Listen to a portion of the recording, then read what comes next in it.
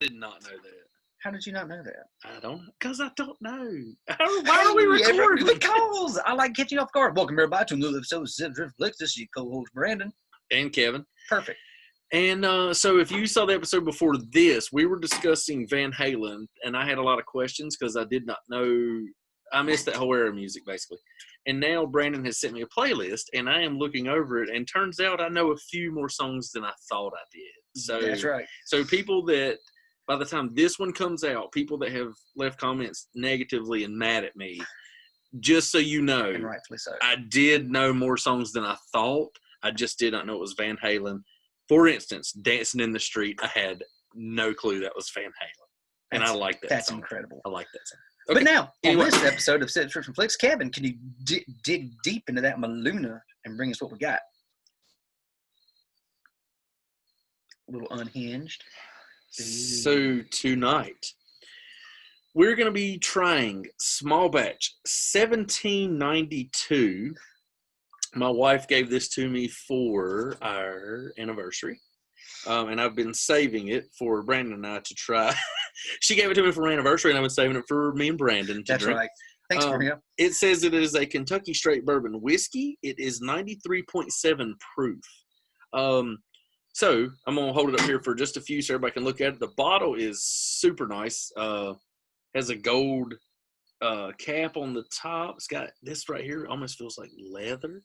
So the bottle itself is very cool, very nice. However, I know nothing about this bourbon whatsoever. I don't know the cost, don't know. Obviously, it's a Kentucky bourbon, but I know nothing about it. Are you looking it up? Yeah, as a matter of fact, I am. Because I have been told by a listener that we need to tell a little bit more of the story about the bourbons that we try. All right.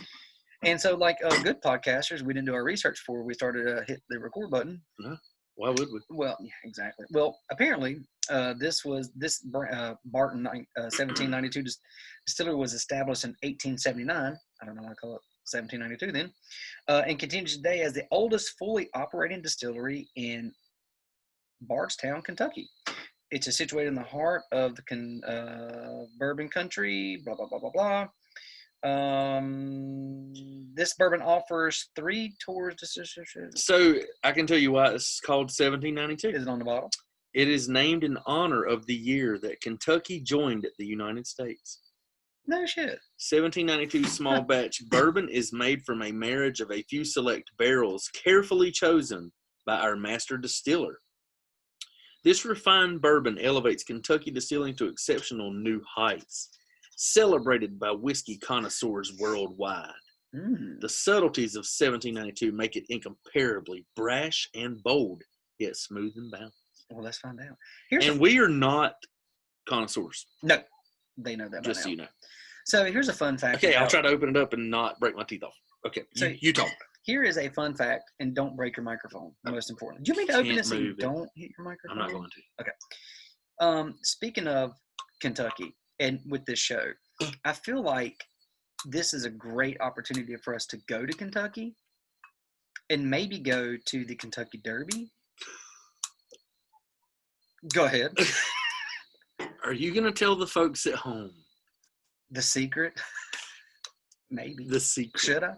So, is my microphone working? Can you hear me? Okay. So, I saw a thing going on social media like 3 days ago, and it said, leave something in the comments that sounds truly made up, but it's actually a true story about yourself. This is not, I don't think I know what you're about to say. Maybe I have it back. Maybe. No, I'm right. So, wait, yeah. Aren't you something to do with the Kentucky Derby? No. Yes. Yeah, okay. Yes. So that's what So this is a thing that said, tell something about yourself that seems made up but is actually true. Okay. As soon as I read it, I thought about something I learned about you. Yes. So why don't you go ahead and tell our fans at home something about you that ties you to Kentucky? Here is a fun fact that a lot of people don't know about me, even probably most of my close friends. But I am actually an honorary Kentucky colonel. And it's true. It's true. As a matter of fact, I have been for 5 years. And I have the certificate at home, and I'm in the process of getting it framed and hanging up in my man room. And most of you are going to say, now, how in that world is Brandon a Kentucky Colonel? Well, that's a fair question to ask.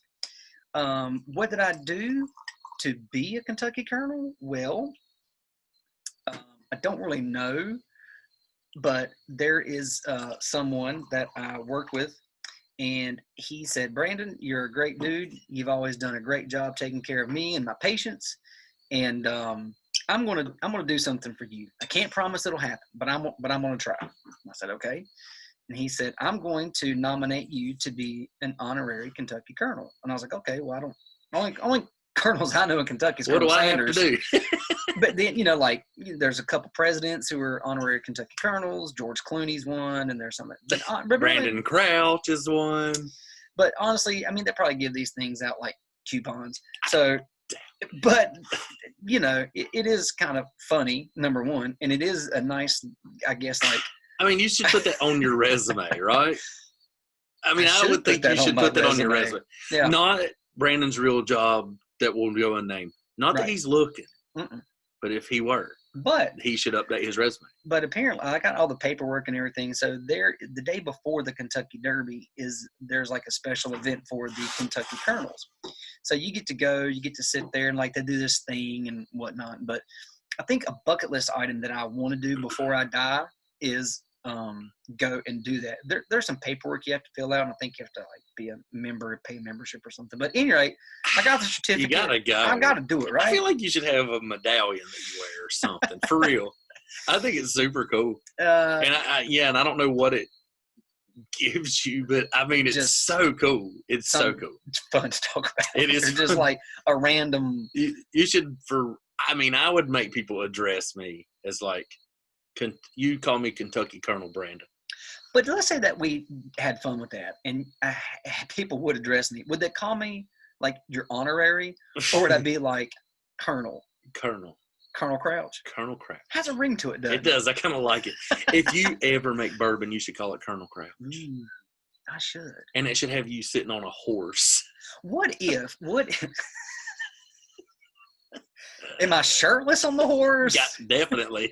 So what if like one day or 1 year they invited all the Kentucky Colonels? You get a letter to show up. And it like literally, what if it's like me, I don't know what presidents, there's a whole list. But me and George Clooney are just sitting there taking a photo op together. Me and George colonels. We're just kicking rocks, talking about, tequila and, movies. That is funny and cool. It's super cool. It is. So, hey, man, cheers to that. All right. So, and cheers to, this is your anniversary. Yeah. All right. So to my lovely bride, Maria. Thank you. Hey, yeah.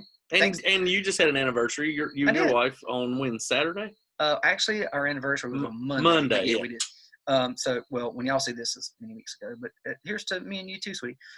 So remember, we did this wrong. Yeah. But now Iron Root Republic Distillery told us how to do it right. Right. So this is the shot, not the chaw. This is the shot. This is the shot. So we take the first one straight down. Neat. Here we go. 1972. 1792. What did I say? 1972. That's a great year too. I'm dyslexic. So it's pretty smooth. Yep. Did you get a little something right there after you took a breath? I did. I did. It felt like I got crane kicked right in the back of my throat. So right now, this thing is tap dancing in my hiatal hernia. I don't really know if I have one, but right here, you feel that? Right there.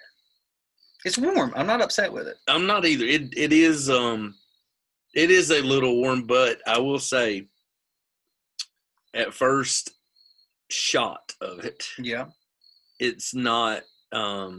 I've definitely had worse. Definitely had worse. So, as we're sipping this, we've come across with, like we said, the last episode of a temporary, could be full-time, rating system called "Would I Walk Across the Street for It?" or "I Wouldn't Walk Across the Street for It." And so we'll let you know after we go through the three phases of what we're about to do here. All right. So now this is where we chew on it. Chew on it. All right. All right. Cheers.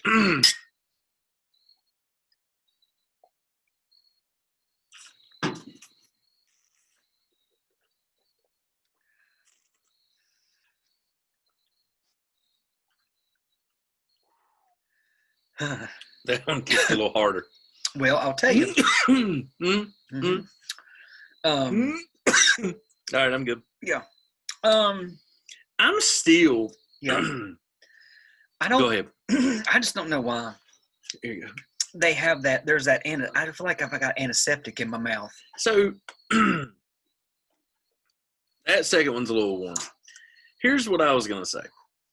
I'm gonna cleanse my palate. I think it's not fair. It's still not a fair and valid review from me.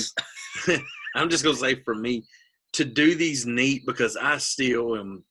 I'm very, very far from ever sitting and drinking a bourbon neat. Like other than these taste tests that we do and reviews, because that's how you're really supposed to try something for the first time. For me, it's gonna be a long time before I sit down and just pour bourbon in a glass neat and sit and sip on it. I'm just not gonna do it. So funny you should mention that. I was just at a wedding almost 2 weekends ago, and beautiful wedding. Congratulations to Brian and Jess. Well, I was trying to get my thought together for something else. I was going 3 directions. I get you. But I was talking to the father of the bride, and he has retired military, and he's done a ton of traveling. And he said one of the best places to go that he loved, there's a lot, but Scotland. And I would love to go to Scotland and Ireland and to taste Scotch because I like Scotch. But I told him that I don't have enough hair on my heels to really start drinking stuff neat yet. And he said if you go into a bar in Scotland and if you order Scotch other than neat, they're going to tell you they don't serve that there. You have to go down the street. Really? That's what he said. And I take this man as a straight shooter. Yeah. Shooter. So I think when I go to Scotland and Ireland, when am I going? I couldn't tell you. But post-COVID. Yeah, for sure. It's going to be post-COVID. When we get back to the old norm. And maybe after Kentucky. But I want to go and I want to. Yes, Your Honor. Your Honor. Should States of Vegas make me a shirt that says Colonel or something? I mean, bow before me. That's a bit much. I mean, I'll wear it. But I want to go, but I have really got to put some training in. Yeah. You know what I mean? To be able to be able to belly up to the bar, and order something neat and be able to actually drink it without throwing up on their shoes. True. So this 1792. We're going to do our final sip here in a minute where we do a little bit of water, then we taste it, take it down. But I was just looking up. So this bottle we're drinking now looks to be in the $30 to $35 range, depending on where you are. It says that it earned a score of 95 points, tying Pappy Van Winkle's 23-year-old bourbon at the Ultimate Spirits Challenge in 2012. Which, by the way, Pappy is like the bar, right? I mean, that's what everybody talks about. I think so. I mean, I've definitely heard of it a lot. I've never tasted it. Well, I don't think we ever will taste it. It's expensive as you know what, and I think it's very hard to find. Because wasn't a ton of it stolen, and that's why it's rare? I don't know. Hey, some of our big fans out there, send us some Pappy Van Winkles, and we'll review it. Or I tell you what, if you actually have a bottle. We'll come sit with you at your house. And we'll do an episode. Yeah. And we'll try it. Which, here's some good news. We'll see if it comes to fruition. But Kevin and I have been invited to go do a tasting out of town towards the coastal area. So we'll see if we can make that happen here sometime soon. Going coastal on you. Coastal on you. So, we're looking $30 to $35 range.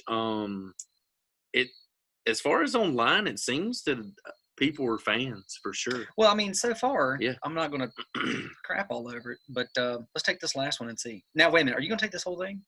Gosh, no. All right.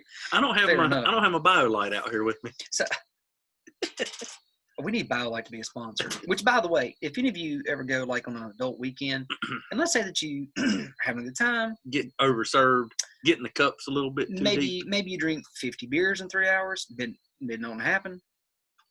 BioLite's going to change your life the next morning. So I hear. BioLite. Did I say BioLife? BioLite. BioLite. Look it up. Look it up.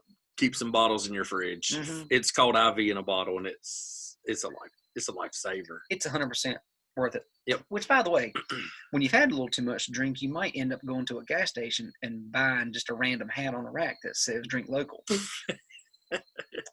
So, Or you can be sponsored by North Iredale FFA. damn right. Look at that hat, folks. And on that, my buddy. All right, we got to cheers. take your. And thank you. I took mine. Buddy. Okay. Yeah. Oh well, I'll take mine. What the hell? I'm smoking that old cigar.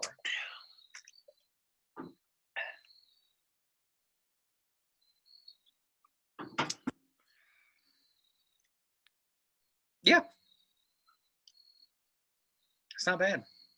It's not bad. It's amazing how water really cleanses the palate and changes things. It does make it a lot smoother. It makes it a lot smoother. So,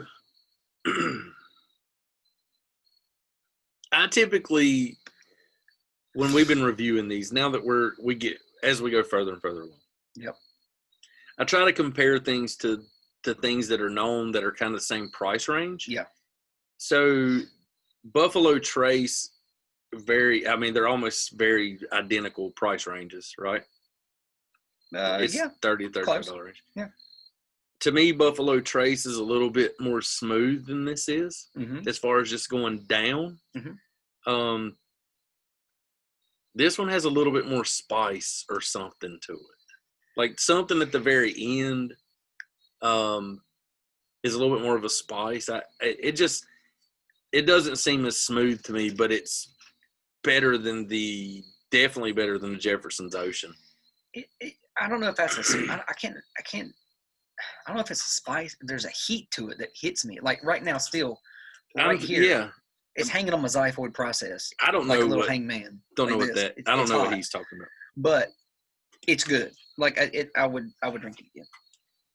I don't know if the cigar is throwing off my palate, but I like it. Which, by the way, bourbon and cigars go hand in hand, supposedly. And oh man, you just took the whole thing? Yep. Feeling like a man out here. Yeah. It is pretty smooth. It's actually pretty smooth. Well, damn, I guess I'll do it too. So, and the thing is, and I'm not going to do it tonight because I have a busy day tomorrow. But typically, the way that I like to judge a bourbon is I actually will pour it in a Coke and do a bourbon and Coke because I like bourbon and Cokes. I think just though as a guess, this one will definitely be I would say this will be bought more at my house, and this will be a bourbon and Coke. Really? So you put this with Coke too? Yeah. Yeah. See, I wouldn't. I drink everything with Coke. Well, I know you do, but I would put the Benchmark with Coke, but I wouldn't put this with Coke. I would drink this. There's a pterodactyl on the screen. I put Benchmark with Coke all the time. Well, as well you should. It's $10. Best kept secret. But I don't know if I would rank this better than the Buffalo Trace. Oh, should we tell them about our bourbon tasting that we did, the three of us, on our little guys trip? Yeah, we can do that, actually. I hadn't thought about that. Go ahead. So Brandon and I and our friend Bo went down to Oak Island for a little quick weekend getaway. One of the afternoons, we had each of us, we had 9 solo cups lined up on the counter. Yep. And Bo poured, so we had Benchmark, Buffalo Trace, and Blanton's. Right. And so for people that aren't familiar, most of you are, they're all made at the same place at Buffalo Trace Distillery. Benchmark would be like your entry level, Buffalo Trace your mid level, and Blanton's would be your higher level. But there's stuff above Blanton's, correct? I mean, don't look at me. I think there's one that's above Blanton's, but so Blanton's is like your $90 to $100 bottle. I think so. Yeah, 80. Yeah, something like that. Something like that. And then Buffalo Trace is your $35-ish bottle, and then Benchmark is $10. So Bo poured them. Brandon and I didn't know what was what. So Brandon would hand us a cup. Yep. Bo would hand us a cup. We would taste it, put it down. We did the next one. So we did all 3 without knowing. So here's the interesting thing. So the true order was he gave us Benchmark, Buffalo Trace, then Blanton's. Correct. So here's the weird part for me. I knew that the middle one was Buffalo Trace. That's correct. Like you did. I knew that. Yep. I wasn't sure which one I had first or last. Yep. So, but I didn't know what to expect because I had never had Blanton's, which should have kind of given it away. But I knew in my mind, I thought it would be the smoothest out of all of them, which to me wasn't the case. No, that was the interesting part. Right. Your favorite was the Benchmark. Yeah, the $10 one. Yeah. Yeah. But there's nothing wrong with that either. As we've talked to bourbon drinkers and connoisseurs more than we are, they're like, it doesn't matter how much it costs. It's what you like. I mean, we talked to the owner of the bourbon that won the best bourbon in the world. In the world. And he told us you can drink whatever you want to. Important Coke, you can do whatever you want to do. Pouring Coke. Don't feel bad about it. So yeah, the interesting thing about that was I knew that Buffalo Trace was the middle one that we tasted, but I didn't know if he gave me Blanton's first or Benchmark first. Yeah. So 1792. 1792, Kevin. Would you walk across the street to drink it? I'd walk across the street for it. I'd meet somebody 3/4 of the way for a glass. Damn it, Kevin. It's either you walk across the street or you wouldn't. It can't be black and white like that. It's There's got to be an in the middle. I'm black and white, folks. Mm-mm. I would walk across the street for it. Then yes, I would walk across the street for it. There you go. Okay. All right. I'd rather stop in the middle and get a good glass with some Coke in it. But so yeah, 1792 small batch. Definitely a recommended drink. What is it you call it when people? It's like their first pour or something. I don't know. You're just caressing the bottle. I have no idea. It's something people talk about on that one site that we're on. It's like the something pour or whatever. Anyway, definitely worth a pour. Definitely worth the pour, and then I'll walk across the street for it. All right, y'all let us know what you think if this is one of your favorites. If you have something comparable you'd like us to try, tell your mom and tell your friends to watch us, comment, like us, share us, talk to us, comment to us, call us, text us. Just do something. Let us know you're out there. You're like Jerry Lee Lewis on the telephone. Yeah, let us know you're out there, folks. We're in hour 23 to 24. Hey, everybody, we appreciate it. Till next time. Yep. Thank y'all. 1792. See ya. The Colonel's out.